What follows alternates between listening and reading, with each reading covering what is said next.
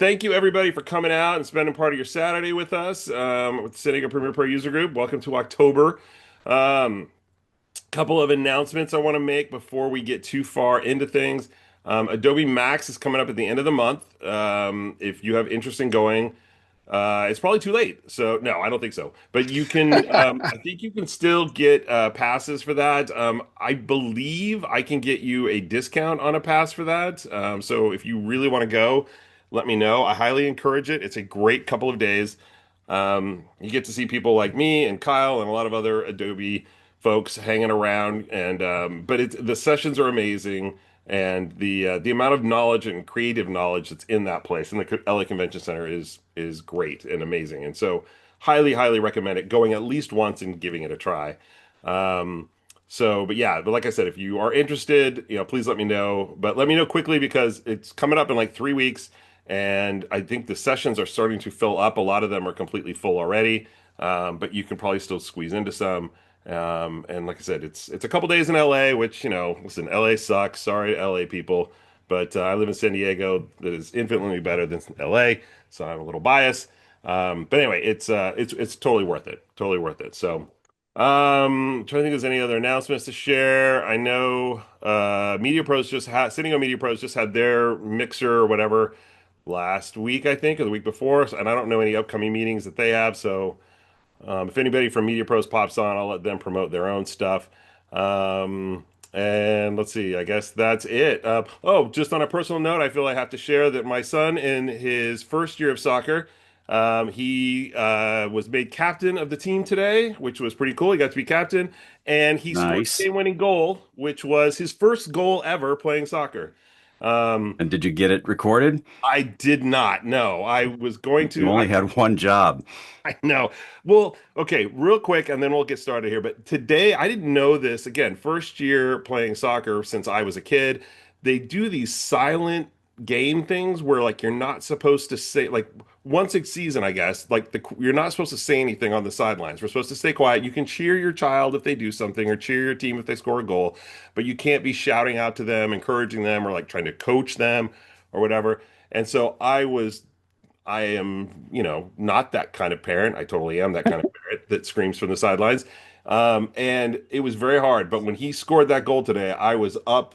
I think I was celebrating more than the players on the field. So that's the kind of dad I am. And So I, no chanting of like chanting, like oh the yeah, the team slogan. I listen. I would have done that. The kids voted on the worst team name ever. Their team is literally called Team No Name because that's what they wanted. They didn't want to have a team, so we chant Team No Name on the No side. Name FC. Yeah, No Name FC. So anyway, enough about all that. Let's get started. I think someone just dropped off the call. They got tired of me talking about Yeah. the kids. So, Should have at least uh, brought a Vuvuzela with you. yeah, I know we have one at the house. So, all right, Eric, let's. Eric, Yeah, what's up, Bob? the Media Pros does have something going on this month. On the 16th, the wireless lighting. Okay, I did not know that. So, thanks, Bob. Do you want to say anything more about it before we get too far in? Not particularly. I mean, basically, we're having a meeting. I've forgotten the name of the company that is going to tell us about using wireless DMX to control lighting. Okay, well there you go. When and where? Yeah, when and where? It's on the 16th at 6 p.m. I'd have to go back to the website to look at the actual place at the moment, but Okay, SD Media Pros. there you go. So, all right. Well, let's get into things. So it's been a while since we all got together, and so I thought what I would do for this meeting is, and thanks for sharing that, Bob. Appreciate that, by the way. I thought what I would do for this meeting is sort of get you guys all caught up on what's new in Premiere, as well as what is coming in Premiere. Again, I mentioned earlier that Max is coming up, and for those of you who keep score on Adobe, you'll know that Adobe Max is usually the time they release their new versions of stuff. And so some of the stuff I'm going to be showing in the second half is things that may or may not be included in that new version. I don't know when this stuff is officially coming out, and if I did know, I couldn't tell you anyway. So, but I'm going to give you a sneak peek of what's probably coming in end of the month version, maybe, or in a version to come soon. Would you say that's fair, Kyle? You have privileged information somewhat like I do, so Oh, we have to be careful because of the NDAs, but it's hard to keep track because with the object tracking, for example, we don't give had too much been away on that, by kept the it. way. We had kept it under wraps for a year, and then suddenly it got silently released into the beta, and we had members going, "What the hell?" Hey, there's a truck backing up. We had members in our group posting about it, and I'm like, are we allowed to talk about this now?" Yeah. So forgive us if we're dodging a little bit, but honestly, we just wanted to tell you everything. So Yeah, but it would be fair to say that at some point in the near future, some of the stuff I'm going to show you in the back half will be coming to Premiere. So let's put it that way. And it's all stuff that you can currently use in the beta to start playing with. If you're not using the beta version, you totally should be, because they need that feedback, and it's a great way for you all and to test stuff out, see what you like, see what you don't like, and then provide that feedback. And they do listen and they do make changes based on that feedback. So. can I add one thing to that Yeah. about using beta? A really good thing to do is that if beta's got some extra special sauce that you need, it's not necessarily the engine you should use for your entire project. So if you're using productions workflow and you send a project from your productions to isolate it and then work with it in beta so you can take advantage of some of the cool tricks and tips and things that are there, and then bounce it back as an intermediate or something. That's a safe way to use beta without the potential of corrupting your project. Yeah, I would caution to ever use beta versions on mission critical stuff. That has come back to bite me, as I'm sure it has many other folks. That being said, there have been times where beta has saved me because a bug, for instance, I see Bill Gruber here. There have been bugs that have come up that you have texted me about, and I've said, oh, yeah, they've got a fix for that coming out in a new version. And yeah, sometimes those bugs that are in the release version are fixed in the beta. And by moving my project over to beta, I'm able to finish it or get it exported out or kind of work around that bug. And so sometimes it can help you, but you kind of have to know what you're doing and whether it's okay to move there or not. So, but for just going in and playing with features, it's perfect for that. And you can install it side by side with the release version. So, As always, long as you cover your butt, yep, you can be fearless. Like yes, seriously, just make sure you're backed up and be yeah, fearless. yep. Like don't. It's great to have it. Honestly, it's been stable for me for most of the time. Whether it's a new codec that's accessibility, like XOCN was early on Premiere, which we needed when we were doing a Sony camera video. There's so much in there that's valuable that it's worth using consistently, in my opinion. Yeah. Yep. Yep. All right. Well, with that, let's jump in and let's talk about some stuff. So I'm going to start with stuff that's in the current release version, which if I'm not mistaken, is 25.5. So let's look at some stuff that's there, and then we'll move into the beta, and I'll show you the really cool stuff at the very end. So I am going to share my screen here. Let's come here and let me share sound. It's been a while since I've done this. Come on, share sound. Let's do the stereo high fidelity because why not? Optimize for video sharing and let's share. Okay, so you all should be seeing Premiere for me with me. If you're not, please let me know. But let's dive in here. So first thing let's talk about in the new version, for those of you who have been a part of this group for any amount of time, you have heard me talk. I forgot to wear the hat today. I was gonna wear a hat Hey, today. Eric, Yeah. can you make that full screen or is that it? Oh, it should be full screen. So if you might need to go full screen on your Zoom, but it should be full screen. Okay, thanks. Is there anybody else seeing it not full screen? It's Full screen for me. but you've got something up in the upper center that's over top of it, but Okay, that should have gone away. yeah. Okay, perfect. So for anybody who's been a part of the group for any amount of time, you know the one plugin pack that I have been using for years that I always tell people you need to get because from a transition standpoint, Premiere has been quite lacking. They haven't really updated the transitions really at all since, I don't know, there was a horse on the box, for those who are longtime members. But Film Impact was a company that made a set of transitions and effects that were phenomenal. And it was like 100 something bucks a year. I forget exactly how much. And it was well worth the money. And behind the scenes, people like Kyle and myself, who Adobe listens to, were telling them, like, why don't you just buy Film Effects or Film Impact? Because we love their stuff and we use it in everything. Well, Adobe finally got around to listening to us. And in the latest version, you have all of the Film Impact effects and transitions now. So if you come into video transitions, you'll see all these new things called Film Impact, animations, distortions, essentials, light and blurs, smart tools, transforms. All that stuff is new. I've been using it for a long time. So I know of its greatness, but if you haven't checked any of these things out, please, please, please check them out. There's also some in the video effects. You've got those there. We literally could do an entire meeting just on what's in there. But I'm just going to kind of give you the quick highlights of things you should kind of keep an eye out for and kind of the gist of how it all works. There is also, if you come up to extensions, there should be Film Impact dashboard, and you can get a preview of all of these effects and all the transitions here. Okay, I'll make this a little bit bigger, but you can see right over here, you have effects, you have transitions, and just by clicking on the different categories, you can kind of hover over them to get a view of what they look like. And, there's some really cool stuff here. So this is the beta version available to all of us now. No, this is in the release version. If you, Yeah, it's there now. yeah, it's right now. If you upgrade to 25.5, which is the latest release version, this is all there for you to use, ready to go.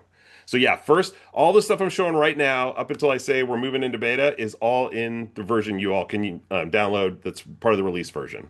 So I'll just say that I'm not in San Diego. I'm in Canada, and I'm only here to help Eric. If there's something that he's like wants me to chime in on, because I know some of the stuff too. I'm happy to just help you out, Eric. Yep. Thanks, Kyle. So anyway, so this stuff is all here. So the one that I want to point out to you all that is my favorite thing. It's not my favorite thing, but it's the thing I think that is most essential from this pack is the dissolve effect.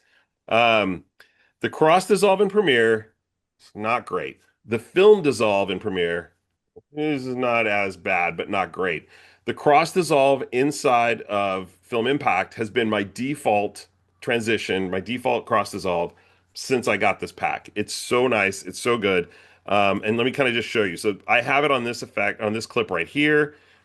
So we can fade, but let me add it between two clips. I'm going to take these two clips right here. I'm just going to Control D to add it. Come on. Oh, that clip. Okay, while you're doing that, I'll explain something.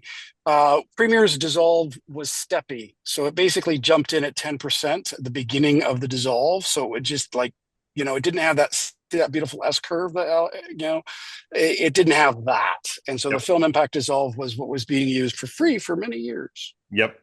Exactly right. And so, I mean, you can see right here, I'm going to kind of go through it kind of slowly here, and you can see much smoother transition. And you can go in, like Kai was saying, I can adjust this curve if I need to. I can just, shape it however I want and watch. I'm going to just show you here. Oops, let's come back here. Watch as I shape this thing. You can see how it affects the transition. You can see the other clips starting to come through. So I can customize this any way that I want to, adjusting that curve and really get the cross dissolve to look the way that I want to. So I'm going to reset everything. The other thing, let's come up here to reset. There we go. The other thing is you have the type down here. So right now it's just set to basic cross dissolve, but there's a film dissolve. There is a highlight dissolve. All of these change the look of the dissolve, and you can go through and choose which one you like. So the film dissolve will be sort of more luminance based. So when you see an optical effect on a movie where they have the bright parts come through, that's what a film dissolve is more like. And the cross dissolve is more just everything mixed together. You get all the grays and it's all muddy. So a film dissolve is typically more elegant. Yep. So yeah, I was gonna say that's one of the best looking dissolves you're gonna get inside Premiere from that. So my advice to all of you is you now have these built in. So go into your essentials. And you can see right now, I've got it set. Dissolve impacts. Make that your default transition. And another thing about that dissolve, Eric, is that you can focus the dissolve, which will reveal before something else reveals. So in other words, if you have let's say an element in the upper right quadrant, because I watched the tutorial from Yop, is that his name? Yop? Yeah. I don't know. You can set the dissolve to reveal the effect in the upper right quadrants before anything else comes through. I mean, they'll all come through at the same time, but it will feature one element before the others appear. Yeah. Really? Yeah. So that's blending a gradient wipe with the dissolve in a sense. Kind of, Yeah. yeah. Cool. Watch his tutorial. He explains it. Yep. Thanks, Bill. So one other thing I wanted to show you is you have, let me find, see the lights and blurs. The other cool thing about it is, let's do this light leak down here on this clip right here on the sample project I have. So you can see I've got this little light leak transition, but let's say you don't like that. Well, you've got a bunch of options. So you can see by selecting this, I've got all these different things I can go in and adjust it and make and customize it to the way that I want. But let's say, you know what? I don't got time for that. I just don't like the look of that one. Give me something else. That's where the surprise me button comes in.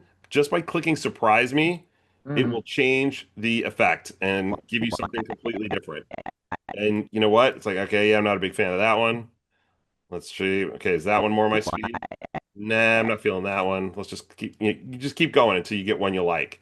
And then you can always go in. You can see that every time I click surprise me, oops, come back here. Watch all the settings here will change.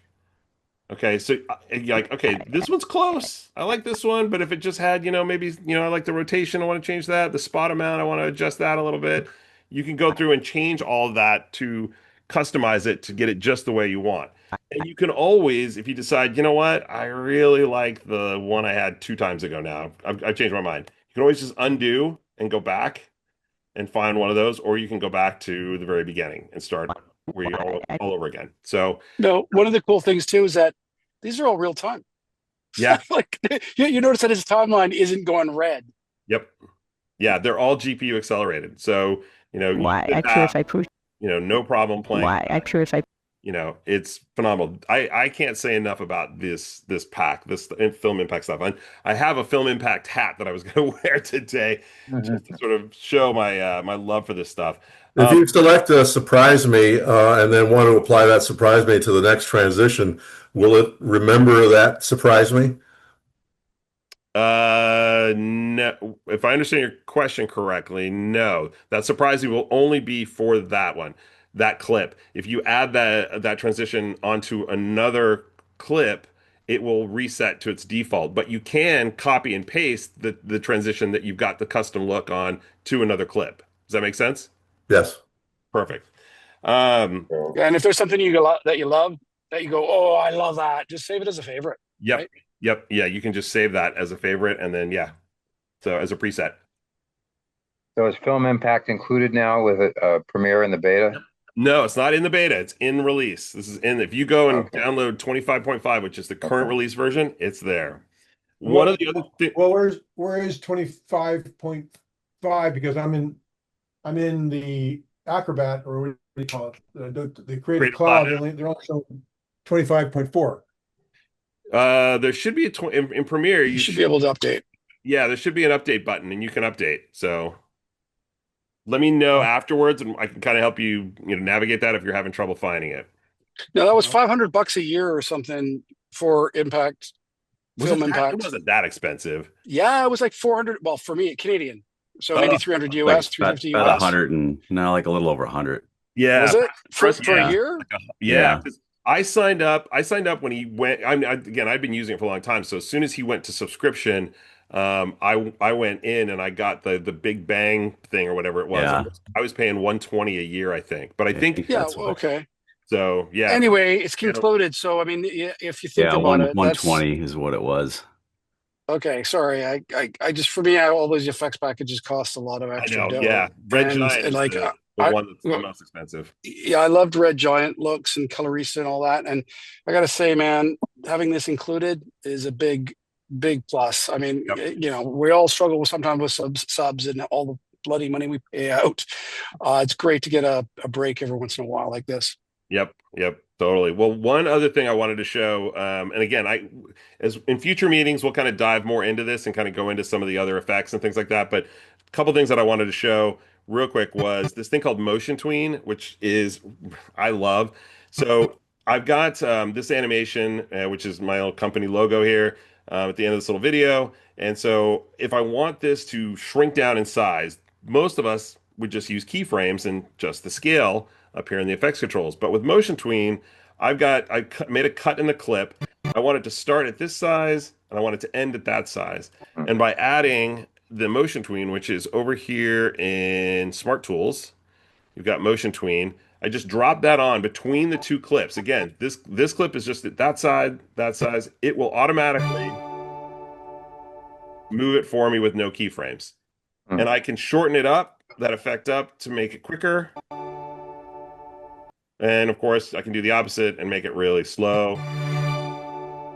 Why would you ever want to do that? So, but again, there's no keyframes in that scaling, so it just moves it automatically for me. But you can also adjust the curve too, right? So it kind of exactly ease out and yep. speed I up can come in here and ease it out, ease it in. Again, I have all those same controls inside there to customize it out. So whatever you want to play with. So yeah, but again, it's for just getting a real simple animation with no keyframes. It's really, really nice. And then a couple other little things I wanted to show was I've got this title right here. Let me click off of this.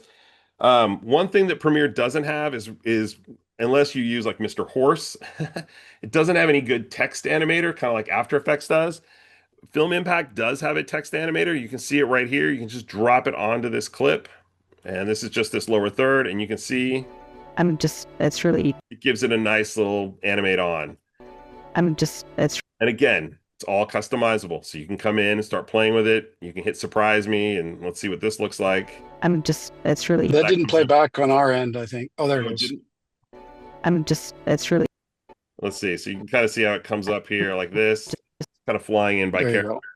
So, yeah, playing stuff over Zoom is always hit and miss. So, but anyway, but you get the gist. It animates your text on screen. So it also has if you come up here to animation, it has a typewriter impact, which will then put the type on sort of like a typewriter, one letter at a time. And again, you can adjust that if you need to. So definitely something worth playing with. The other thing I wanted to show was And that's on top of Essential Graphics. Is that correct? what do you mean on top of Essential Graphics? I mean, if you've got something that's already been a title that you put in with Essential Graphics, that works on that. Yeah. Yes, yeah. it's a transition. Yeah, so this is basically just transition. So this is just a graphic file that I made here, inside Premiere, and I'm just adding this effect to the front of it, just like I would another transition. So it's coming on here. The other thing, So in order for it to do, you'd have to do two different graphics for the two different lines yep, in order for it to step up. After the first line finishes, then the second line comes in.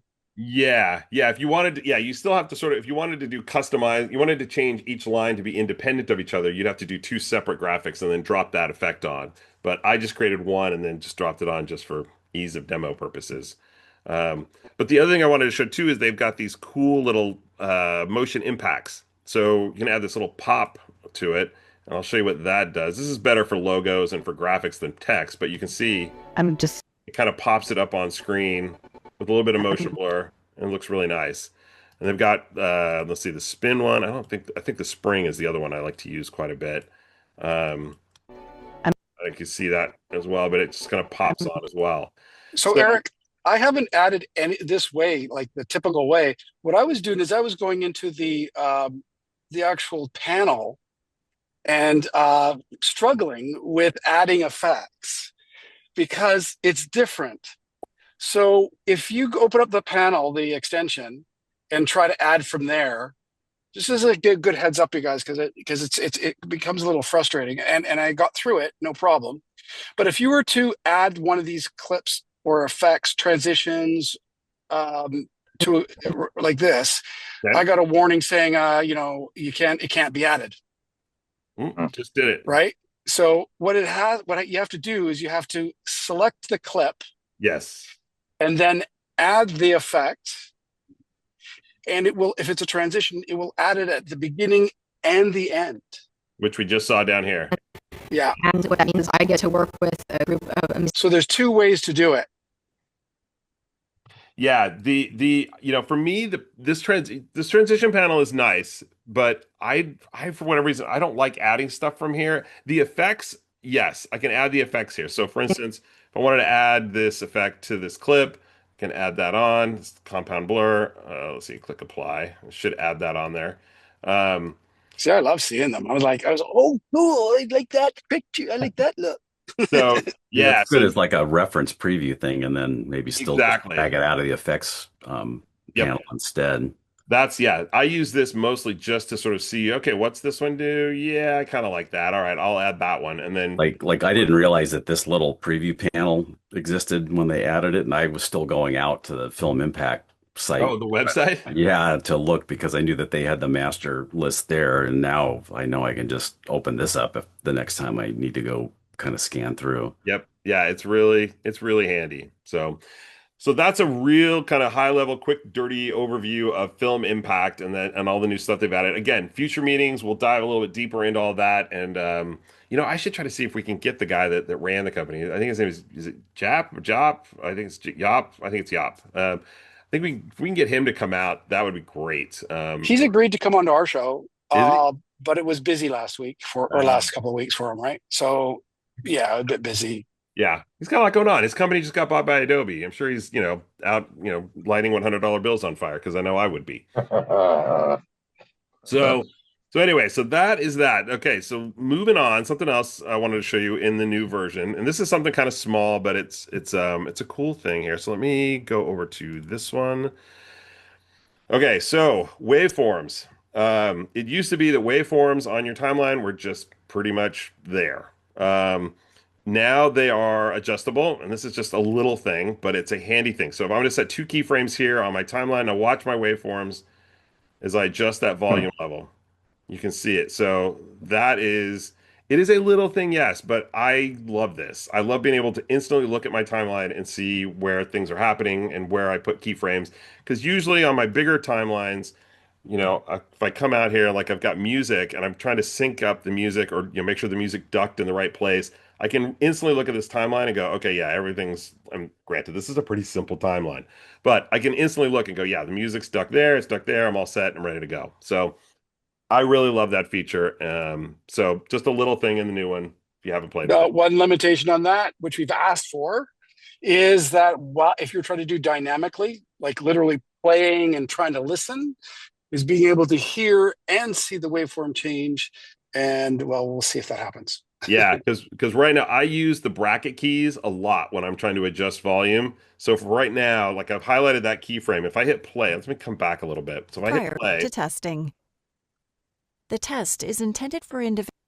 So you can see I'm using that bracket key to adjust the individuals aged 14 years and older who self-collect anterior nasal. So, but you hear the volumes kind of stay in the same level. I can see it adjusting lower, but I'm not really hearing it. I got to kind of start over again. Individuals aged. So it would be nice to have that level go up and down as I'm playing back. But hey, I'll take this for right now, and then they can do the next one and get it in the next one. Is that visual representation the gain or the actual volume? The actual volume level. So no, this isn't the gain. So if you watch, let's see, let me select that clip. Let me move my volume down. You can see here, I've got those 2 keyframes. So if I come here, watch it's the volume level that's going to adjust. Individuals aged 14 years and older who let me select the keyframe. Hold on. Now watch it. Collect anterior nasal swab specimens directly, or you can see the level's gone up. So it is the volume level that is adjusting. But it's adjusting the clip. You notice that the volume, if you look at the dB meters, yeah, that's not matching the output level. That's what I meant by the dynamic. It's basically you can change this the waveform display live, but the actual audio you're hearing isn't. It's not synced yet. We talked to Matt Christensen about it, and everybody's agreed that it would be great to have that. What I'm thinking is if that were showing, so if it's all the way up at the top, then you got 0 dB, and then somewhere. That way you can exactly see what the level is going to be in that waveform, not when you're playing it back. 100%. Yeah. This is one step closer. All right, let's get on to something else that's really, really cool. I'm going to come up here to this little search panel now. So they've added media intelligence. I think for those of you who came to the Adobe thing here in San Diego in April, you got to see this. I don't know if that it was out by then. I think it was still in beta, but it's out now. And if you click on this little search panel, this little new window will open up and you can start searching for stuff. So I put in a bunch of stock footage here, and let's just say I'm looking for a doctor, and it will start searching all my footage that has a doctor or somebody that looks like a doctor in it, and here it all is. And this is letting me, you can adjust your search for your entire project, just what's in your source, which would be your project bin, or your source over here, all your source footage, or just what's in the sequence. Okay. And you can see it will even, like, I'm gonna search for family. And that's local to your computer, or that's in the cloud? No, this is only to this project. I'm going to get to that in a second, Bob. So what this is now, I search for family. So what it's doing now is it's finding all the video clips that have a family in it. It's also searching all the text of where somebody said the word family. So now I can find those clips where in my speech transcription, the word family was used, and where any footage where it looks like I've got a family in it. And again, I'm going to search all. So by searching all, it will go through everything. Now, to get to Bob's question, because that's a very good question. This is just searching what's in this current project. When you go import things in through your import window here, you've got this new option down here called media analysis. You got to make sure that is turned on. And what that will do is after you bring everything in, it's going to analyze all of your footage. It's all local. It's happening here. It's not going out to the cloud and then coming back. It's doing it all internally here. And it's going to create, I don't know if I can share the screen or not. I don't think so. I think I can only if I set this up, but it's going to create a new file in your project folder. That the extension is going to be PRIN, a PRIN file. It's basically a Premiere index. It is a index file of all the metadata that is included to use in that search panel. So if you were to copy this project over onto a hard drive and give it to someone else, as long as that folder's there, that file, that PRIN file is there, they'll be able to access all that stuff too. If that file goes away, you delete it by mistake for whatever reason, Premiere will rebuild it. So it's not a big deal if you lose that or it gets deleted. But is it massively large? It's not that large of a file. I mean, listen, it's maybe like, depending about how many assets you have in the project, it'll be a bigger file, but it's a relatively small file. It's not big at all. It's surprisingly small. Yeah. And surprisingly quick to access. Like they did some pretty cool code work magic there, man. I mean, this has sort of become like a really cool thing. Like, it's like especially on larger projects where you're like, where did I have that shot of whatever? It's like, I knew I have a shot of a flower somewhere, and it's like, okay, I'm going to type in flower, and then, everything that has a flower in it is going to come up here. This is on my laptop, so it takes a little bit more time, but yeah, there's the flower shot I was looking for. And I can kind of hover scrub over it to see how it plays out. So that's kind of nice too. But anyway, this media intelligence is a really, really helpful thing. And like I said, it does your text. Where's the file path? Say what now? Where's the file path? The file path for this? Well, if you click on this, it will tell you where it is. So I can double click on this and it will load it up into my source monitor. So you can. But where is it? It doesn't tell me where's it. What bin is it in? What bin is it in? Oh, I see what you're asking. That is a good question. So if I go source, can you right click, find locating project? Yep. Right here, reveal in project. Right. Yeah. That'd be the quickest way. Yep, that's what I would do. Yeah. So now there's a caveat in this. Productions. It's not like a MAM, like a media asset manager. Although Eric and I and a number of us have been saying, please make it scan unopened projects, right? Yeah. It's only the project that's open and active at the time. But they know that we've been asking for it to be much more pervasive, so that, you go, if you've got a stock library with, Well, why don't you 5,000 shots. why don't you create I have a program on my Mac called NeoFinder. Every hard drive is in that database. It's like a 10 Love gigabyte database. Why not I showed it to them. create a database of all your projects, create one project of all your projects? Yeah, I showed them NeoFinder. I sent them the link in a meeting that we were in, Eric. Do you remember? I don't know if you remember. It was a month ago. And it was because NeoFinder is great. It goes 10 seconds in, takes a photo of your video file, 5 seconds, 10 seconds. It does samples of audio, and you can have it on your iPhone, and I can look at assets, and you can have all sorts of different drives listed. So I'm hoping that they're going to do a similar thing where you can access the assets. But I think, though, that the speed at which this media intelligence is working and the size of the file is really small. With NeoFinder, my NeoFinder is like 12 gig or something. Great. It's huge. Yes, Right. it is.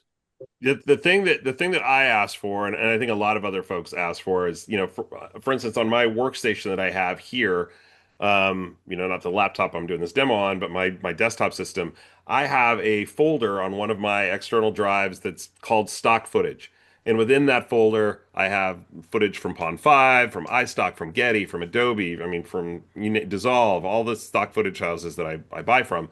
It's all separated off. And what I would like that thing to do is to be able to point to, I don't want it to scan my whole system, but I would like to point it to those individual folders and say, hey, I want you to scan this, store this print file someplace, where it can access it all the time, maybe in the media cache. And then whenever I need, from that stock footage library, I need a shot of whatever, I can choose to point it to those, and it will look for those in there, in all those different folders. And I want to be able to do that, optionally, because I may not always need that. When I search for that, usually I'm going to be looking in this particular project, and so I just want to have that. But sometimes I might want to go out to those libraries. So having that option to turn that on and say, hey, look over there and see, do I have a footage, in those stock folder files of this, and I can find it quickly, and then have an option to import it in. That's kind of on my roadmap. It's, if you have a MAM or something like that, like a big asset management system, that's a whole nother ball of wax, and I can see how this could get really unwieldy. But yeah, there's like online, which is your direct assets, nearline, which is your assets you use, but they're not on fast media drives, and then your offline, which is like media that's completely that you'd have to hook up. Those are basically the three instances, right? So it'd be nice to be able to extend the search across that, like a MAM would, yeah, or NeoFinder does. Yep. All right, moving to the next thing I want to show. The next thing I had on my list is something I think we've already demoed, and so I don't know why I put it on here, but we've all seen GenExtend, right? As a feature. Let me put it this way. If you haven't seen that and you would like me to do a quick demo of it, just turn on your mic and say, I haven't seen it, I'd like to see it. Otherwise, I'm going to move on to the next thing, because I think we've all seen that and how cool it is. I have not seen it. You've not seen it? Okay. We will demo it then. So real quick. So Just for me, thanks. Just for you. All right. So basically what it is this shot right here, let's say. So you can see this is the end of my shot. I can't pull it out anymore. But let's say I need a few more seconds of this guy working here. I can come down here to my tool panel and click generative extend tool. Oh. And I can pull this out now. And let's say I just need that much of it.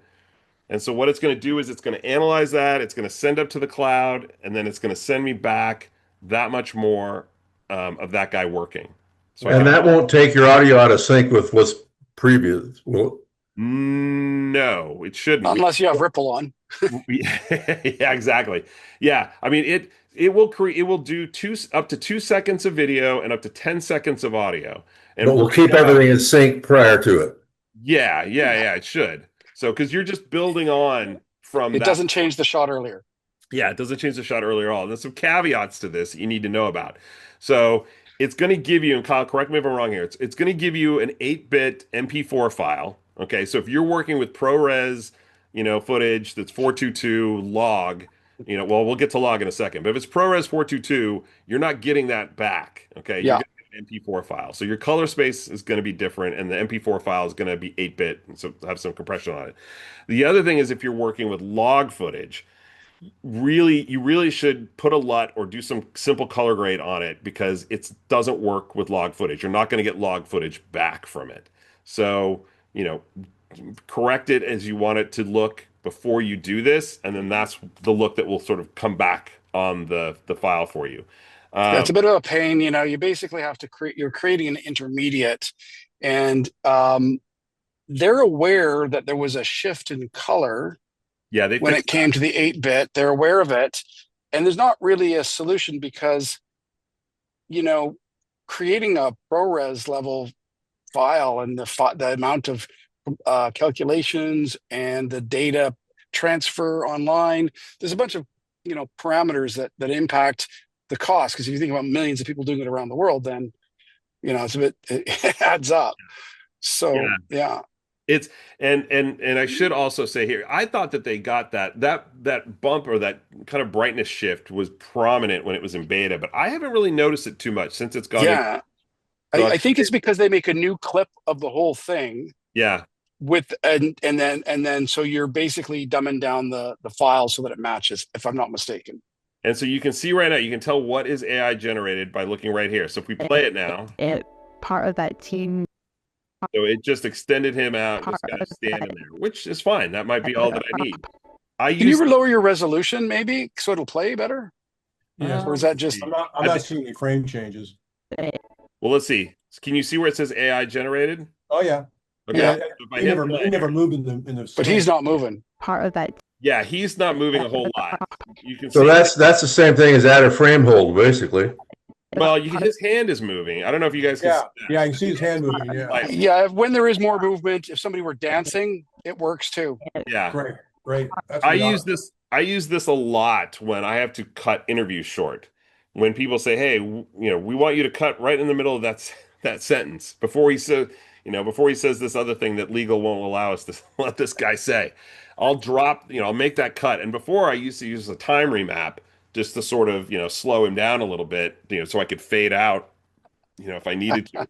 This and then trying to I've done where I've cut the eyes out and tracked them and put them on so that because you got the closing of the eyes and the look away or whatever. There's all this really helps with that kind of thing. I mean, this has come through. Part of that saved me money. So it's just a little subtle movement. He's not moving a lot to begin with in this shot. And it costs credits though. They're generative. It does. That's the one thing and that's what I was just about to say. Yeah, Kyle brings up a good point. So this is not free. If you have one of the Creative Cloud plans that includes AI credits or Firefly credits, this is going to use credits. So even doing what I just did cost me credits, which is fine. Really? How much? That's a good question. So off the top of my head, I don't know. You need to go and look. So I know Premiere with the basic plan that most people have, you get a small allotment of credits, and those come back every month. So whatever allotment you have for 1 month, if you use it all up, it refills the next month. It's kind of like the old days of cell phone minutes, if you remember that. But with the larger plans, you get more credits. And so if this is something you're going to be using quite a bit, I would, encourage you to go look at those plans that have the more credits. It'll let you know if you don't have enough to do it. I mean, the minute you try to click on it, it'll say, I don't know what the message is, but it's something to the effect of like this costs generative credits, and click here to go get purchase credits. And you can buy credit packs if you need to. And replenish those as you need it. It's kind of like buying, stock footage credits on like iStock or something like that. But yeah, it is something that you have to pay for in addition to, your normal plan. And that's kind of a bummer. I kind of feel like this should just be included, but I understand that it's extra overhead and it's going up to the cloud. Some server farm out in the middle of nowhere is, overtime to create this for me. And so, Adobe's got to get something back for it. But that I think that's a good point to mention too, that we need to talk about that because there have been a lot of changes to the way AI is, the way they're changing the plans up to cover the cost of this. And again, I think that would be something we could spend more time on in a future meeting. So I'll add that to the list of things to talk about. And Adobe needs to hear this because, on one hand, it's like, they got to cover the cost. Like these are hard costs for them. It's server costs, right? Processing costs, egress, I think it's called the cost, in and out, up and down. Yep. So there's definitely costs to it. But at the same time, for most of us, we're paying a monthly sub and we're kind of like, should all be included. It's kind of tough. One of the things we've asked for or I've asked for, I think you were asking too, Eric, was that being able to add specific purchasing of credits to and assign it to a particular client's job, like to a particular purchase order. It would make a lot of it would help a lot if we were able to say, okay, well, this client's using this much and this client's using that much, rather than it just being something we have to manually track at the end of the month or whatever. I think, again, not to get too off track here because this is a whole nother discussion, but yeah, it is something that I think we as editors who are going to start using these AI tools really need to start figuring out a way to budget for these things. How when these things were first getting introduced, like the stuff in Photoshop, to being able to, like, I use it a lot to fix backgrounds. The AI generation in that to put stuff outside the window.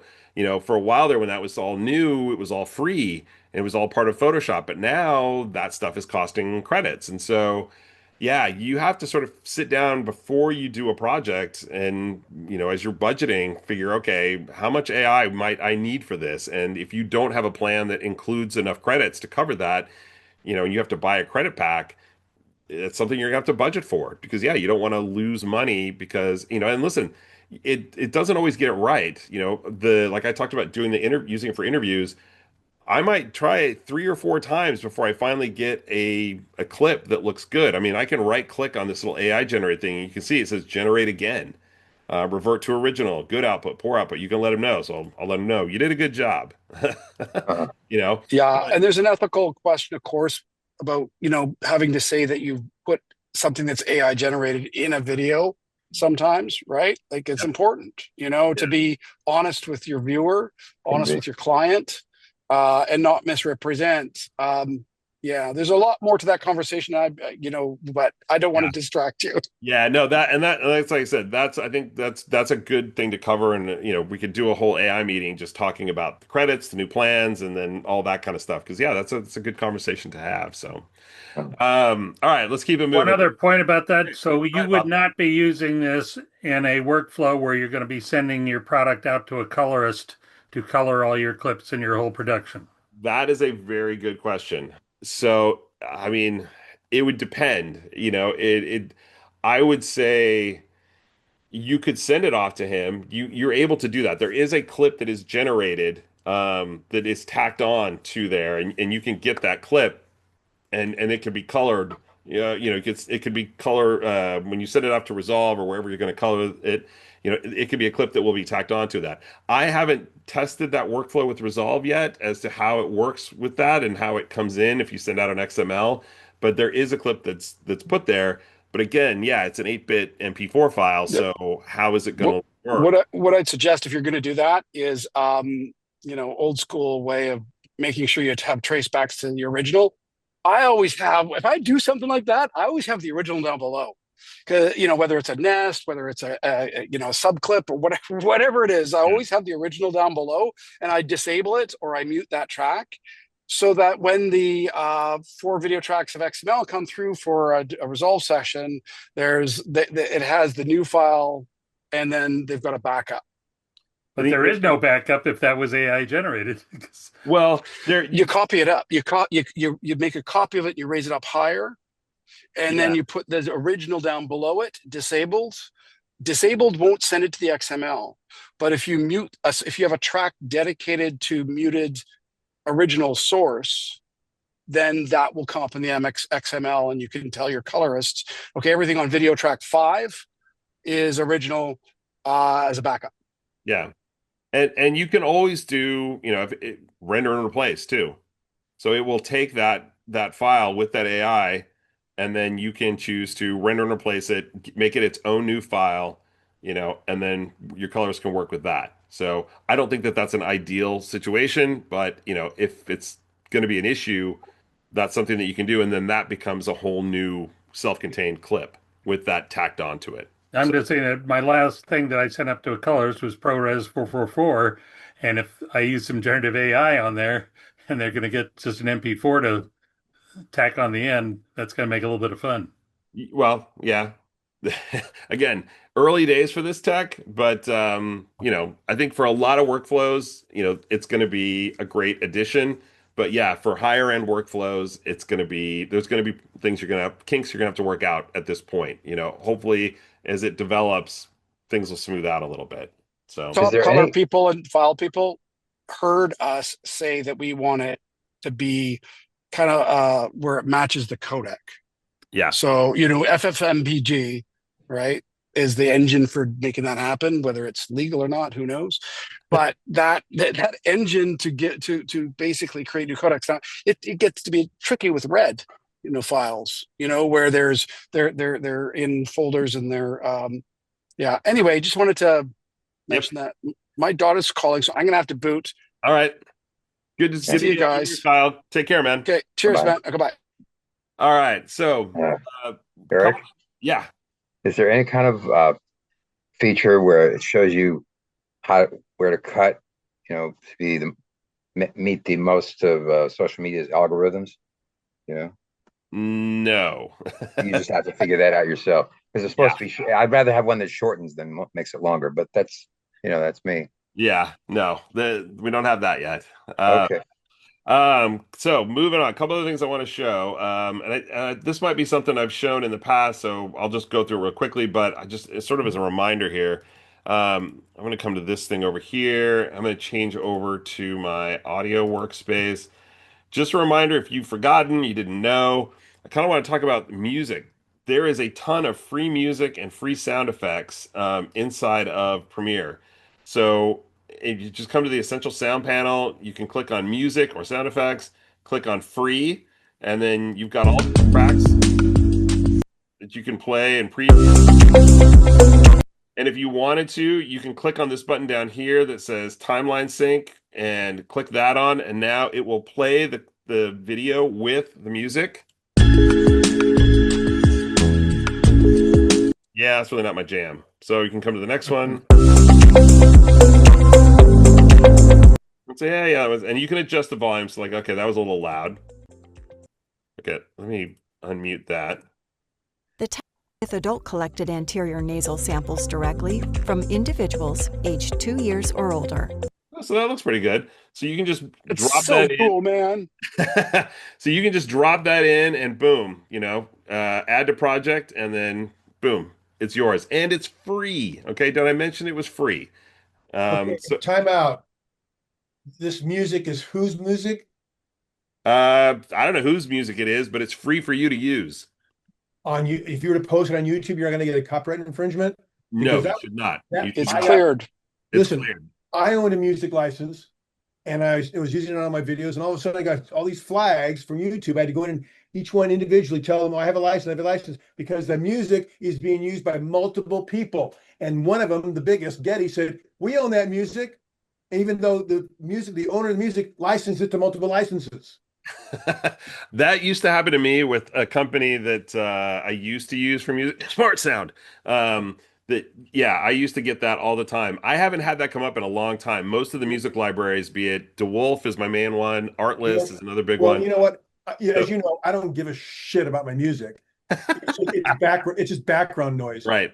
But people expect to hear something, so I do put music on it. And since they're on YouTube, I just use the free YouTube library. Okay. Well, you should be cleared with this. So, I mean, all of this music, I'm assuming Adobe took the time to clear it and to make sure. But, I mean, you can tell there's over 1,000 different tracks on here.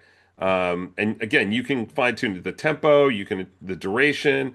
I can lengthen that out if I need a longer track, vocals, whatever. You can see as soon as I adjust that durations, it rebuilds that list for me. Now there's almost Can I add my library to this? Can you do what?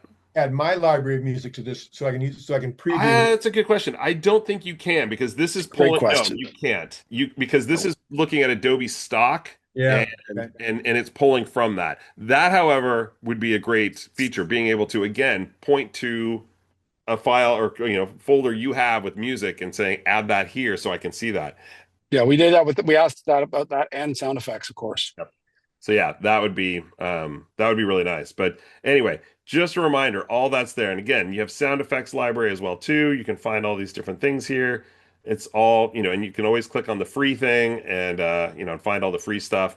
But yeah, with music, that's a key thing because listen, paying for music, we pay for everything nowadays, and so as much free stuff as we can get is something that's great. So, all right, moving along here. I want to kind of keep things going. So let's come back to this setup.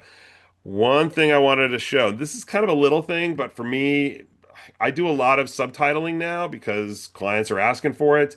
You can see I made these subtitles and that font, not my favorite. Now you can always go up to the properties panel, highlights all my captions, and then change the font here.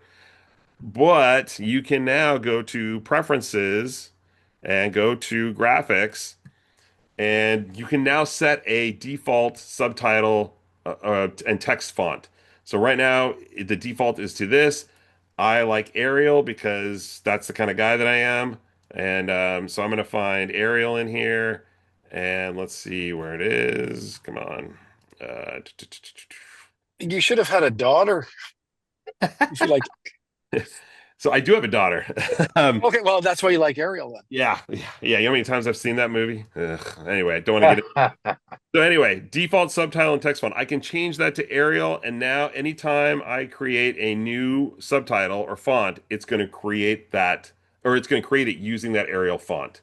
So that's one less thing I have to do when I create subtitles. So, I mean, you can create a subtitle preset and sort of use that if you want to, but if you notice, I got rid of that before I was done. It's let's go back to graphics. It is subtitle and text font. So it will substitute out that and use Arial for a substitute or text font. It'll go to default to that. Missing font replacement, you can set that if you need to, and even your closed caption font, you can set that. And you can see I've already changed that down here to Arial. But yeah, all of that is in the preferences graphics folder. So feel free to set the default to whatever font floats your boat. Let's see. Oh, and then I don't think we've talked about this yet, so I'll just real quickly kind of go over it here. Let me open up my text panel here. All right, so you can see I've got captions here, and they're all in English. But let's say a client says, "Hey, I need those captions in, I don't know, French." Not a problem. I can just now write up on this little button right here, translate captions. It's in English. I'm going to say, give me French. Here it is. And I'm going to click translate. Now, you got a bunch of other stuff down in here for advanced if you need to get in there and how you want to set it up. But let's just say I'm good with all the defaults. Click translate, and it's uploading the captions. We're 50% done. 70, 90. There we go. We've got our French. So there are my French. Now they're a little small, but that's fine. I can come up here and notice they're in Arial, exactly what I wanted. Let me make those font size a little bit bigger. There we go. We're Canadian. We were born speaking both languages, so we don't really need the translation. So, but the thing I will caution you all about is that it's AI creating these. And so I really would suggest you find somebody who speaks French and have them double check because it may not get every word right. I think I would say it's about 80 to 90% correct. But if you have any kind of medical terms or, abbreviations for things or acronyms or whatever, it's probably going to fall down on that. And so it's worth it to find somebody that can kind of check the math here on the translation. But hey, if it gets 80% of the way there, that's pretty good. So, and again, I don't know if you noticed, but there was like a whole host of other languages there that you can choose from. There's pictorial. I mean, I've done 17 languages in both voice and text. for government international trade. And and education, schools, university level for international trade. It's incredible how much even people who are good at translations can get it wrong. We usually do 2 translators that are certified. Then it goes to the voice people who also do it.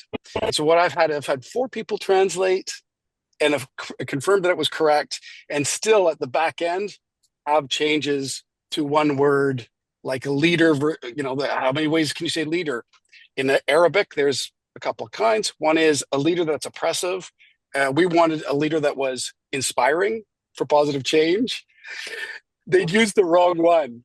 And so we had to quickly change it in the voiceover session before we were laying it down. And so, do your due diligence on critical stuff. Yeah, that's good. I will give a plug for a place that I use. There's a place called Argo Translations. I have been using them for years. They are my one-stop shop whenever I need to do any kind of translation work whatsoever. I just did a project where we shot it all here, did the English version of the video, and then they needed, I think, 5 or 6 languages. Last time we had like 12 languages, but this was only, I think, 6. And so, but yeah, I send it to Argo. They do the translation. They create the SRT for all the captions with the foreign language translation. And then they also create a voiceover. They find a voiceover artist who speaks that language. They create the voiceover for me, and then I lay it in. So it's like a badly dubbed movie, but that's what the client likes. And so that's what we do. And it's great. It's not cheap, I will be honest with you, but they do phenomenal work. And the normal workflow is I lay everything in. And then once I get all the stuff from them, I put it in, I send it back to them. Kind of like what Kyle was saying, they look at that, and then that's when they start catching little mistakes that might have come up. Oh, I see what's happening here now. And then they give me corrections, and then I usually get a revised SRT or something like that, a revised voiceover file, and then I can drop that in if need be. So, yeah, very very handy service to have, but again, not cheap at all. So I'll just say one quick tip: if you're doing a lot of languages, kind of starting in English, and you have to lock picture, you don't want to make new versions. French takes 25% longer. Italian takes 25% longer. German takes 25 to 40% longer to speak. Now, graphics wise, if you want to do, your text is fit in a particular window on 2 lines, and you go from English to Thai, oh my God. It's like Thai is insanely wider. It's like 400 times wider. It's insane. So when you're cutting, if you know that you're going to do it, plan for it. Yeah. Plan for the extra timing or the extra space for the words or extra time for the voice. That's a really good point. And then because I'd done this project before, hadn't really done something of this, of having so many different languages in the past, and we cut it pretty quick on the last version. This time I didn't make the edits quite so fast. I left a lot of breathing room, and the client actually noticed that in the English version and said, it feels like it's moving a little bit slow. I said, wait till we get to the other foreign language versions. It will be fine. And then they sort of realized that I had left that space there to be able to have those other languages, so I didn't have to go back in and dramatically re-edit it. Yes, the English plays a little bit slower paced maybe, but it saved them money because I wasn't doing as much re-editing to fix those shots. So yeah, it is something to consider. So all right, last thing I'm going to show before I go into beta, and I'm going to stop sharing my screen because I'm going to share something else here. Okay, let's do this. Okay, you should all be seeing my Adobe Firefly browser page. Is that correct? Anybody Yes. not seeing it? Yes. Okay, good. So let's go to audio. We're going to go to generate sound effects. Now, if you go to the Firefly page, you should all be seeing this here. It's brand new. I'm going to click on it. And I have created, let me see if I can upload my media here. Okay, in Firefly, I created this shot of a lion roaring. So we can see it here. There we go.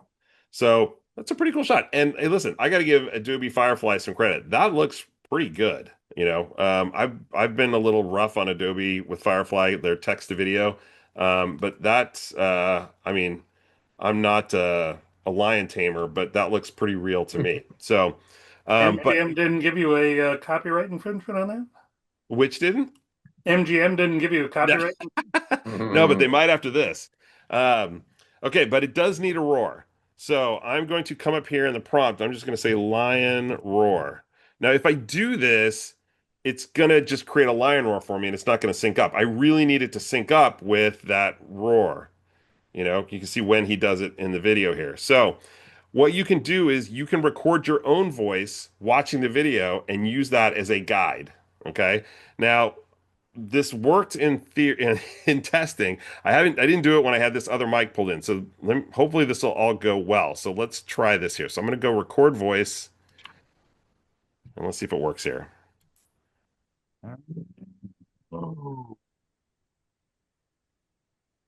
Okay. All right. So I got that. You all heard me do that, right? So there's my lame lion recording. Hey, I think that worked. Done. I think You're we just done. go with that. Move on. All right. So I'm going to click generate. And I hear someone laughing. Don't laugh. I was saying you were done editing. You just use your voice and move on. All right. So let's play it gave us 4 variations. So let's hear how they sound. That was pretty good. Okay. I don't like that one. Now change your text to duck quacking. Let's see what happens. Wait, I got the humor coming later for you. Don't worry. We'd like to sit in when you read a book to your kids. Yeah. So I like this. So I'm gonna add this down here. So I'm gonna click on this one to use. So let's see. How do I get it down here? Oh, there, it's in there for me now. Okay. So that's good. I like that. But it's just the lion roaring. I want to do something a little bit more. So I'm going to add an audio track. I'm going to come back to the beginning. And what I want is ambient sound of Africa. Well, it's not really the jungle. So what would I call that? Savannah. Savannah. Yeah, that's it. Okay. Ambient sound on African savanna. Okay. I'm not going to use my voiceover recording but let's just generate that. And let's see what it gives us here. Okay.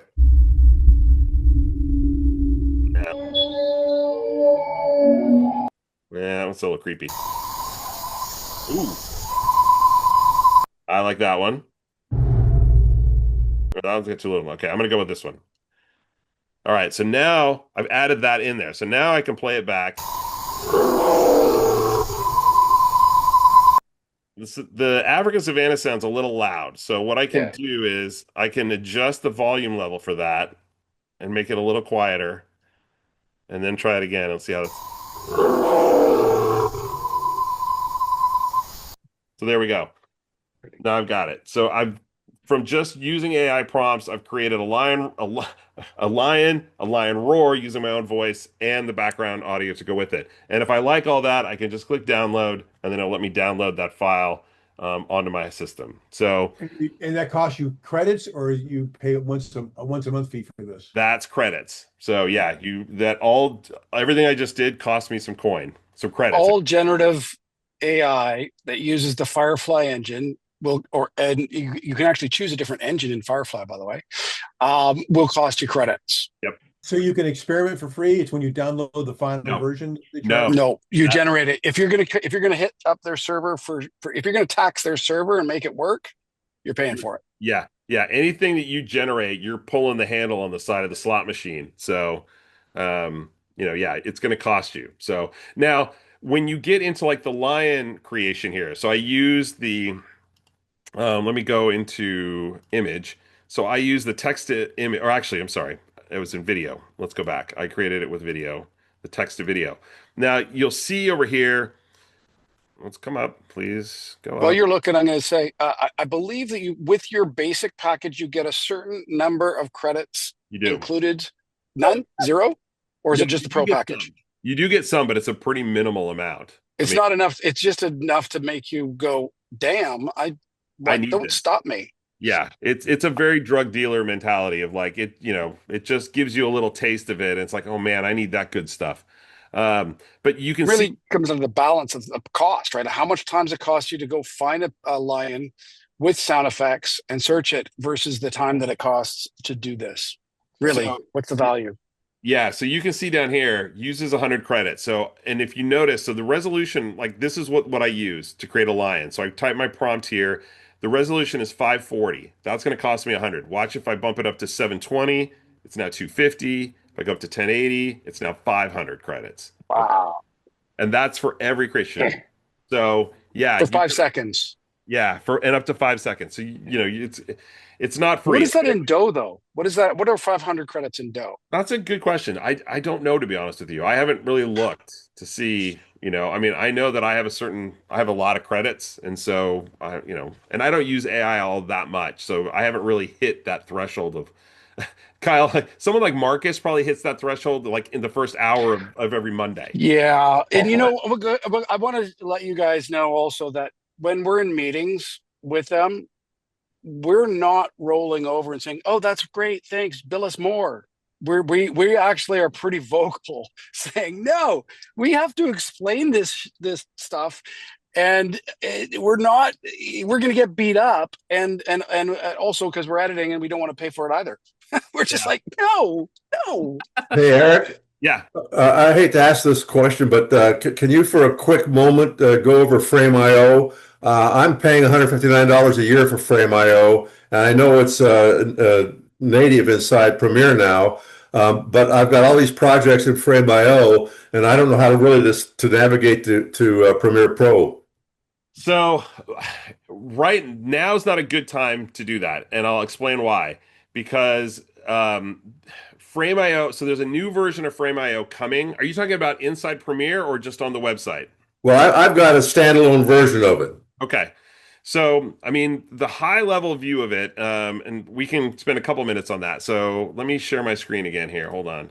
And yeah. Before you do that, with Firefly, can you experiment to get the lion roar that you want visually with a low resolution and say, hey, I like that. Now give me the high resolution so you're not spending a bunch of credits doing the development?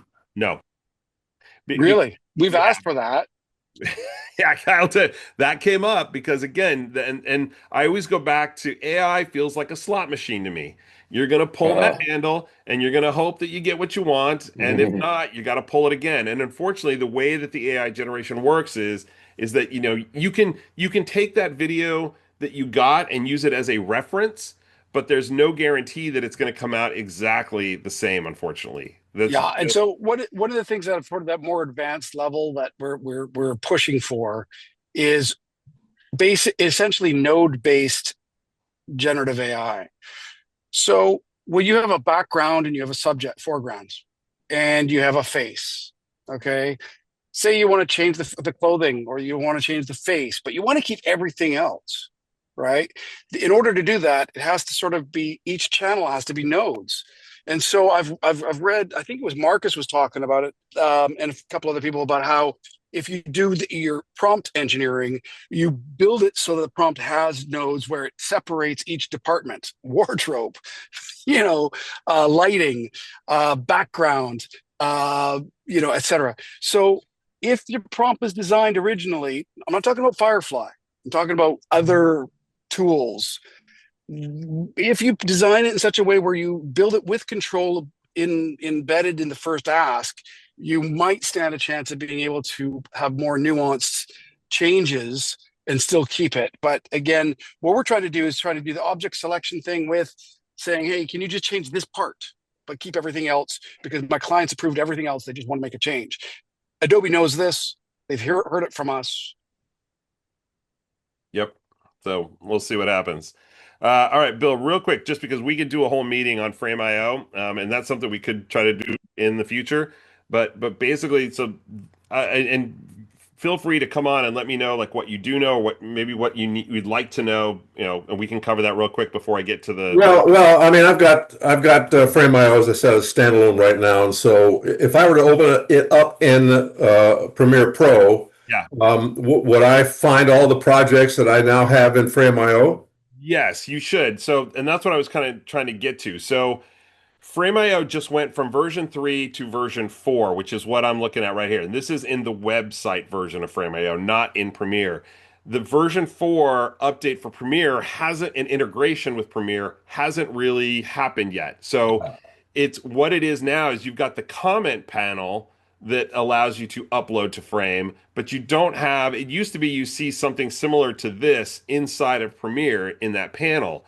But as I, it's a bit of frustration for me and a lot of other users, but they're a little bit slow on getting that full integration and UI look inside of the panel inside Premiere. So with that being said, let me do this. Let me go back into Premiere here, and let's do the. Let me share my screen here first, so you can see what I'm looking at. Share Premiere. I say you're doing awesome, Eric. Oh my God, you're so good at doing this. Okay, so if you come into Frame.io comments, so you've got this comment panel, and this is in the current version.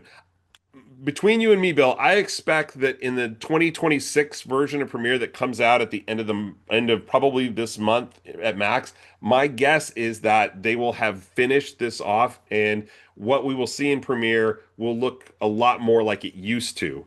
And the Frame.io panel will be similar. That's why I was saying maybe we can hold off and we can do a meeting and talk about it. But right now, you can see right now, so this comment panel is here, and if I click export and share, it'll say, okay, sample project, where do I want to save it to, upload to, and then here is all of my folders in Frame.io. So I can choose what folder to send it to. Let's just say I'm going to send it to this one, and then I click choose. But let's go back. Let's click choose. And then my preset, what you want the file to be like, that's fine. Entire range. If you want to save a local copy, you can turn that on, and here's all your settings, and then you can send it to Media Encoder or export. And boom, once you click export or send to Media Encoder, it will encode it, it will upload it to Frame.io, and it'll create a link for you then to share. And if I were to do that, it'll export, upload, and then there should be a thing here that will say, do you want to copy the link? You can click yes, copy it, and then you go over to your email browser and send that off. So that's the real high level view. So this is the way it's working currently with this implementation. And then once people make notes, all of those notes will be in this comment panel, just like you would see in Frame. There'd be markers all along my timeline here, and I can go through and click on the comment, take me to where the marker is or the comment is, make the change, click the checkbox to say that I've got that one done, and then go to the next one. All of that will happen in this comment panel. Like I said, that should be changing. I would guess, I don't know for a fact when that's happening. I want it to be sooner rather than later, but I know that it's going to be changing here soon. It's hopefully when they release the new one. But that's why I said we can, once they get that in the 2026 version, they release that, we'll do another meeting, and that'll be something that we cover for sure. So, Yeah, perfect. All right, thanks, Eric. no worries. All right, let's go to beta because this is where some of the super fun. Can I add in that one quick thing? Well, I'm loading up beta. Yeah. While you're doing that, there's apparently a bug going on with time code with files in Frame and into Premiere or some. I don't know exactly. I've just seen it through the socials. So the time code comes out as number sign or something like that. Something like that. Yeah. So if you do see it, just know that they're aware of it, and maybe there's a fix in beta. I don't know, but just don't panic. It's not you. It's code. Yeah, I haven't seen that bug. I think that's in different workflows than what I'm doing, because that hasn't come up for me, but I have seen that bug. A lot of people talk about that. So okay, so let's go. Let me share my screen again. Let's come over here to, oh wait, do I still have Premiere open? I do. Let's close Premiere regular version. Oops. Because I can already sense that the Premieres will start fighting with each other. So Mhm. while you're doing that, I'll mention that the one of the things that I've always wanted to do with those review tools is to have versions when you have a client, say you have 5 times, you have versions, right? Migrating the comments from one version to the next is done manually. And so I've been trying to convince, whenever I have a chance, to convince them to actually help migrate the comments so that you can say that you can track the done, done, and show what it's done. All right, so we are in beta. So everything I show you from this point forward is in the latest beta version. So it's something you can download, you can play with, and you can start checking out. And it's stuff that all will be coming soon. First thing I want to talk about, because there's a lot of people that we editors, we spend our entire day changing things. That's our job. But yet when people change stuff in the UI and our NLE, we freak out. And sometimes it's justified.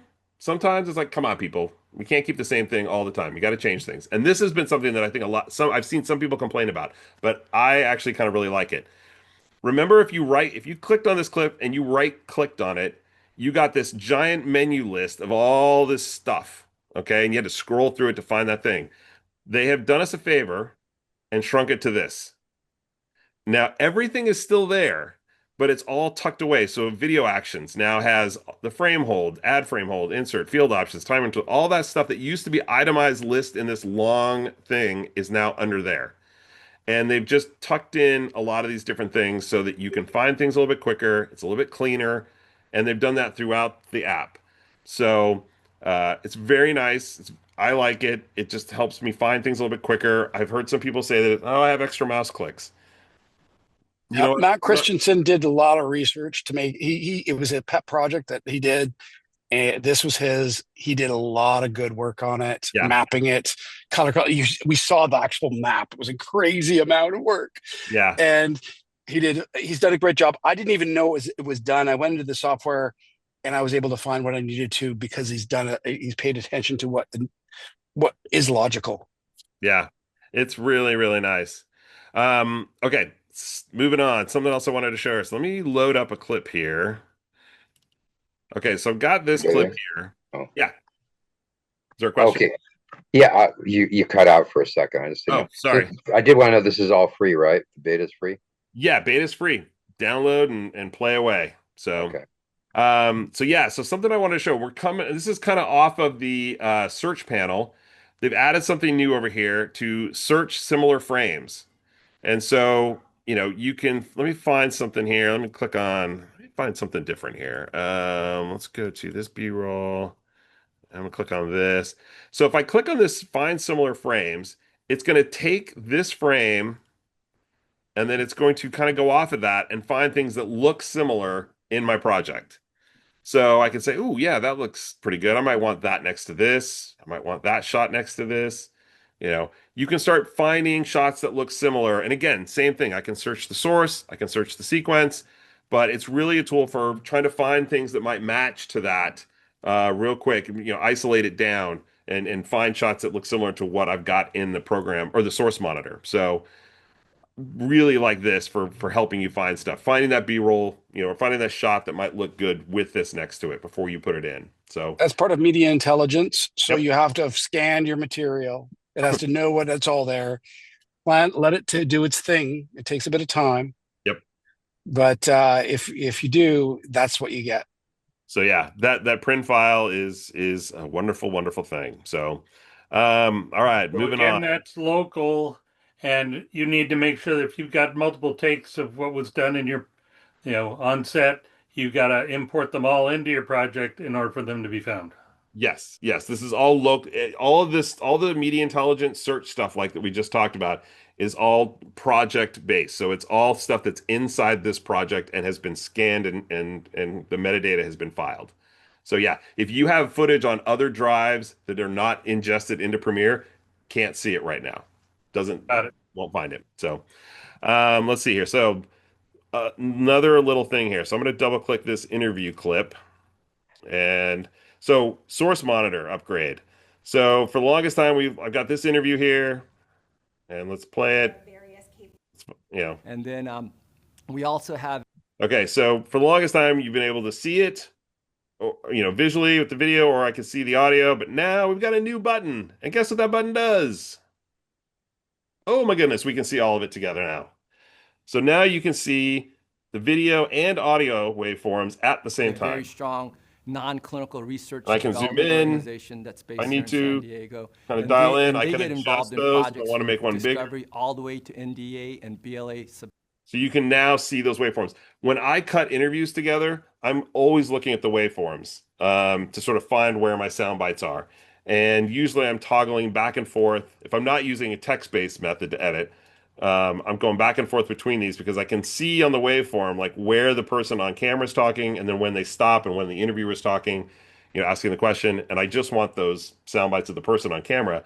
And so I can mark ins and outs just based on that waveform. But now I can see them both at the same time, and that's really helpful to be able to Eric, have. can you see your markers in there? If you had an M right now, will it add a marker in the source? I'm just curious. So it's there. Well, yeah, there's a marker there. Are you talking about? If you could add a marker right now, it will add it, right? Yeah. It just So, did. like Avid. So Cool. yeah, this is a very cool upgrade. Big fan of this. Can't even tell you how happy I am about this because yeah, again, it's a crucial part of the way I work with interviews, and so for me, this was huge. So, all right, let's do something fun. This is the thing I was mentioning to Wayne that I think he might like. So, people, sometimes you have to do work and you have to, bleep out stuff because people say, naughty words, and so Premiere now has the ability to do that for you. So I'm gonna put this clip in, and bonus points to anybody who knows what movie this is. Unless if you look at the title on the screen, you're cheating, and I will not count it. But I don't know how well this will play. Doug, where's Frankie Four Fingers? I don't know, Abby. I'm not his mother, but I'm seeing him later. When later? Well, he said he wanted cash, so he's coming back after he's been to a fight.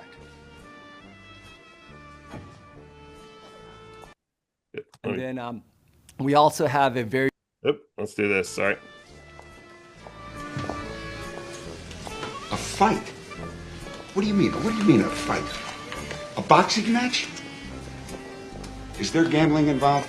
It's a boxing match, Abby, a boxing match. Did he have a case with him? Yes, he had a case. And this schmuck is gambling?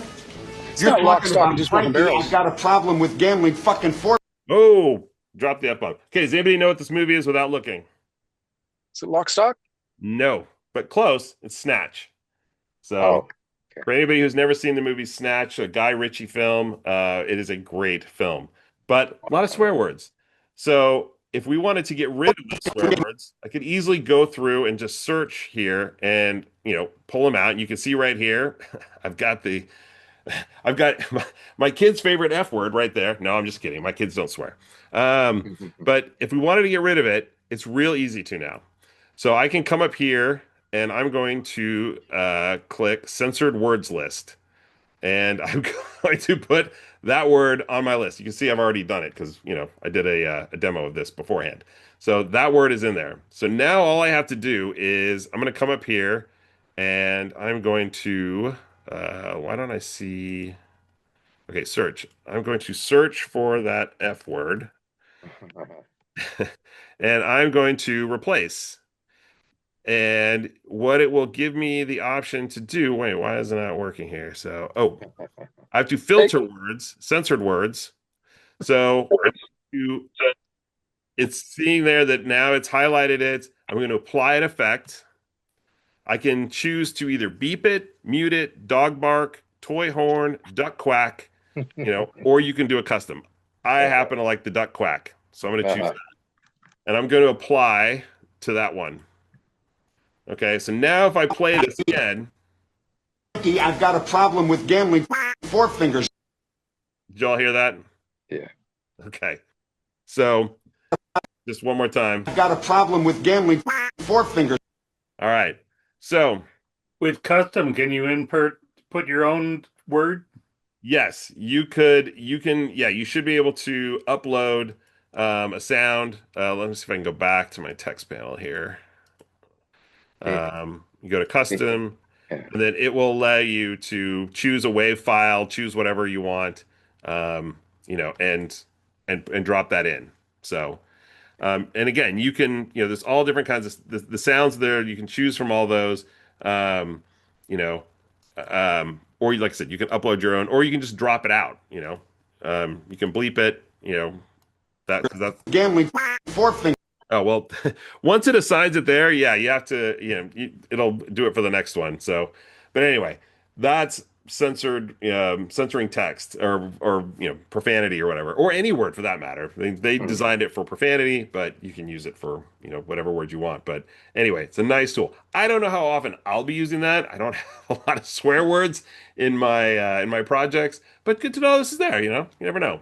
You guys might do different stuff with it. So, okay, let's see. I'm gonna go back over to. I got a boot. I'll see you guys later.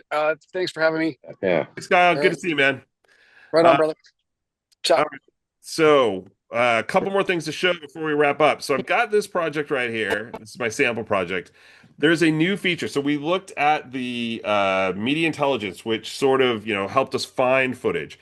There's a new thing as well. If we come to Window, and it's called Sequence Index. And what this does is this is this whole sequence, and you can see it's listing off all the footage that's here, all the clips. It's listing the time code from those clips. It's including what effects are in those clips, and then any transitions that are there as well. So this is really great for if you have a project and you need to find, okay, did I drop this filter on? Did I include this? Anything like that, you can look instantly here and tell where you have Lumetri color. And I can even search for where did I put the hard limiter? And boom, those are the clips where I included a hard limiter. It's listing up. It's a lot of times you open up a project on a different computer where you might not have an effect or something like that, and it's going to come up missing. You can find those missing clips or missing effects listed here on where they are. So you don't have to go through clip by clip to try to find where that is. Same with, if you get a project and you're getting ready to export and it says, hey, there's footage offline. You don't have to go through your entire project anymore and find where that is. It will list here where the footage is offline, and you can instantly go there and then figure out what the problem is. So Sequence Index is a great way to quickly look at your sequence and find what's being used, where it's being used. Like I can click on each of these things, and you can see over here in my program monitor, it's taking me to those spots. So I can quickly go there and say, okay, yeah, this shot's got color elementary. I'm using a film impact, flare impact transition, or on that. You can see it's on the out of it. This one's on the in. It's got the text animator. The out is a frame impact or a film impact blur. It just lists off everything that's going on. It's for big projects, this could be a lifesaver in figuring out, where things are. So that's your sequence index. Any questions on that before I get to the last thing of the day here? All right, moving on. This is it. So, a quick question on that. If I've got a project that I've been using the current production and I want to use that just to have a look at what have in my, mission critical project, I can just import that directly or look at it with the beta and then go back to using my product. Okay. Yeah. So just so you know, this beta version will ask you the current beta that's out right now will say, hey, you need to resave this because it's a version up. But just, it will leave the other one untouched. So let's put it that way. So, if you need to do any kind of saving. So, all right, I've got this shot here, and it's just this guy walking, talking. And let's say that I wanted to track him, and I need to isolate him off for whatever reason, create a roto. Normally, you would send this to RotoBrush and deal with it there, but now you've got this new option down here, Object Mask Tool. I'm going to click on that, and once it figures that it's going to analyze the image here, and then it's going to say, okay, do you want to deal with him or do you want to isolate him? And I can choose. I can do other things too, but it's usually going to go towards people. I can do the plant if I need to, but I can just easily click him, and then it's going to create a mask around him. Now, if we come over, let's dive in here. Let me come back to my effects controls. Now, you can see it takes a little while to do this, so I've kind of already went ahead and done it. But what it does is there's now what's called an unassigned mask. and that mask is tracked here. So if I click on this, you can see I'm going to play it. And it's done a pretty good job. And so what I can do is I can then move this mask to whatever effect that I want to do. So for instance, if I wanted to isolate him just so it's him on screen, I can click and drag this down to my opacity, and now it's isolated him off. And if I wanted to add in a little background just so we can kind of see like just him walking, or I could add text behind him or something. Let's come to Premiere Composer. We'll grab a background here. Let's just do pattern. Actually, let's just do texture. Why aren't I seeing oak? Because I think I have to be in. Okay, I don't want that one. No. Maybe You pattern. could make everything behind in black and white, for example. Yes, I could drop. Yeah. So let's drag this one down because why not? So yeah, I could. It's basically creating a mask, and I can put it on. Add it to a Lumetri, invert it, and make the background black and white. I can make it blurry. Whatever. But like right now, I've just dropped this thing, and it might not play too smooth because I got to render it. But you can see it's isolating him off, and boom. Does it get it perfect every single time? No. You do have tools that you can go in and refine it if you wanted to. So let me do this. Let me create a new mask. Let's do this. Let's move this back. And you can move this anytime you want. So I'm going to go back up to the unassigned mask so we can see the whole thing now. So if I did on the other guy, please select the clip. Thank you. So I'm going to do this gentleman right here. And so I click on that. You'll see right here, I've got plus and minus, and I got a lasso. So once I go up here, so this is my object mask here.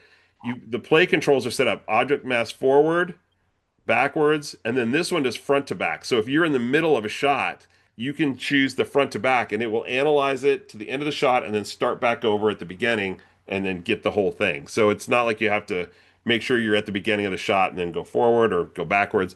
You can start anywhere in this shot because there might be a spot in the middle that's really good where you want to get the cleanest mask. But as you're going through it, if you kind of go through frame by frame, if it's kind of complex, you can use this plus or minus and then use the lasso tool to circle around spots that are bad and subtract from that mask as you're going. So you can use that to refine it.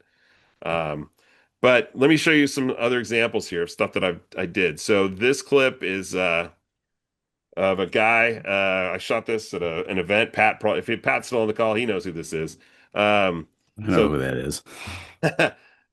So we got this guy right here. And it's, of course, because it's on Zoom, it's not playing very smoothly, but normally it would. But anyway, so I got that guy right there. There's a lot of movement going around. And this one's interesting too, because you notice it's got this woman that walks, she's dancing, and she kind of blocks him right there. So I went through and used this tool, and let's click on the mask.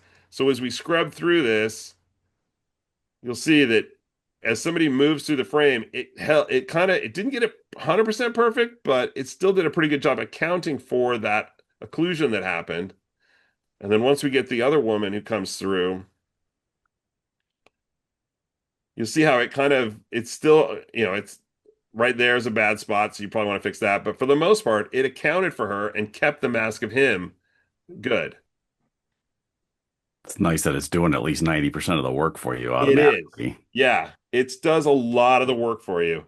And I found this clip of these women dancing. This was probably the toughest one that I found because you got hair going on, you got all camera movements and all this stuff. And again, I'm sorry it's playing jerky. I think that's just because I'm on Zoom, whatever. But again, did the mask here. And if I kind of scrub through it, you can see it didn't get all of the hair. You can see there's a little bit of hair, and there's a lot of hair going on there, but it got a lot of it, and I can always refine it if I need to, but you can see it does a good job at tracking with her. That would be a good starting point. Even when the camera move and everything, there's a few spots where it got a little extra in there where you could probably go and clean it up, but for the most part, it did a good job at tracking. So, and again, I can drop that down, like Bob was saying, I can drop that down and add it to a Lumetri effect and change the color of just her, and leave everything else the same or invert it. I can add a blur to her if I needed to. Is this the blur her standard out for any mask? reason. Say what now? Is this the standard mask or did you add an effect? This is just the object mask right now. Because I could never get the object mask to work. Well, in beta? Not in the last few years. Okay, well, this is new. This hasn't even been released except on beta. So Gotcha. yeah, this is completely new. Great. So yeah, this will let you go through, like I said, and just, isolate something off and then create that mask. And it does, like, Pat was saying, it does at least 90% of the work for you, if not more. But So if you okay, Eric. Yeah. Let's say you find a sequence of about 10, 15 frames that are bad. You got to go in and fix every single one of those 15 frames.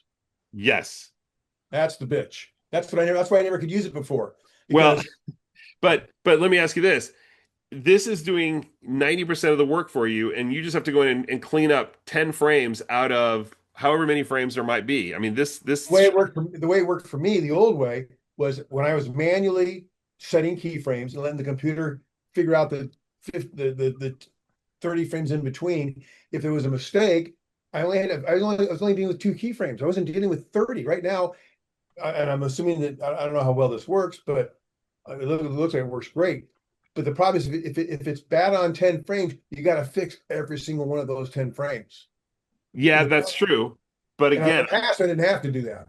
I was just to fix I would only have to go in and figure out the one where it was a mistake, and then the computer did all the work in between. Right, but I think we might be talking about 2 different things here. So, and I don't know, we can talk about if you were to zoom in your timeline there, where you can see all those keyframes, zoom in your timeline so you can see the individual keyframes. Yeah. Now, if you were to delete 10 of those frames right there, could you then have it like delete 10 of the keyframes? Yeah, just delete a bunch of them. Now, could you in fact create a keyframe in the middle to fix something? And then would it then rebuild those frames that you're missing? I guess that's what I'm saying. If you're going to go in the middle between those, if you went in the middle somewhere, and create a new keyframe, and moved and fixed a part of her hair or something, that's what I'm saying. Is it would go back and recalculate all those frames for you?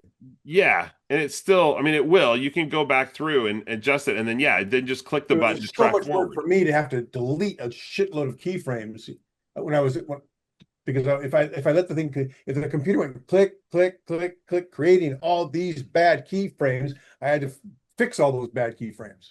But I think you'll find that the tracking on this, it looks great. It looks better than the old way. Yeah. I mean, once you get it, try it out and see, because I think you might be talking about 2 different things here. The old tracker, when it would try to track onto something, yeah, I know what you're talking about, but I think you'll get better results overall with this initially, and this might be for different things than what you are talking about, but yeah, I think you'll find a better result by and large with this. So, but anyway, so that's the motion tracker, and so that's going to be huge. Being able to rotoscope stuff essentially inside of Premiere, not have to go, to After Effects anymore to use the Roto brush to do things. And Roto brush is still really good.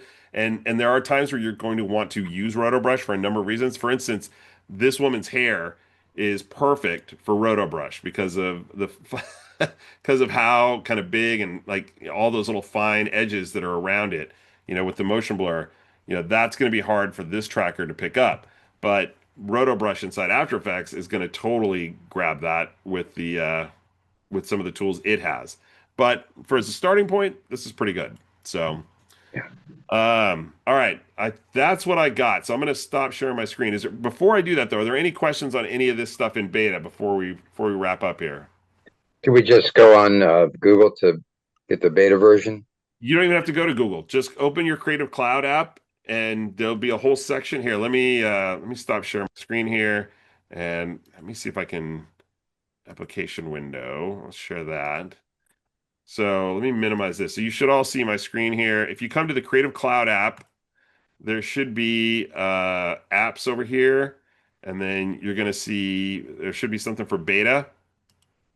And then here's all the beta apps, and you can see here's Premiere Pro Beta.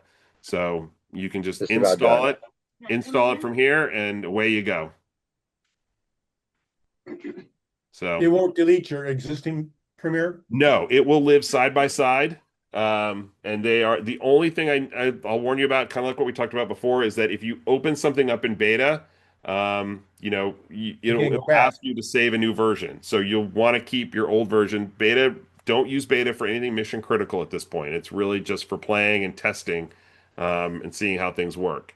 But yeah, it is there and you can download it and play with it. And again, I have used it to, there have been bugs in Premiere sometimes. It's fixed in beta, so I'll open up a project in beta because, it's fixed and I can export out sometimes because that version, that bug is fixed. So, all right. Yeah. Well, thank you everybody for coming out and spending part of your Saturday with us. I really, really appreciate it. It means a lot to me. You guys are the best and I love you. I will let you, as soon as the new versions come out from Max, we'll do one more meeting this year to kind of cover all that new stuff and what they have released in it. And we'll talk about that.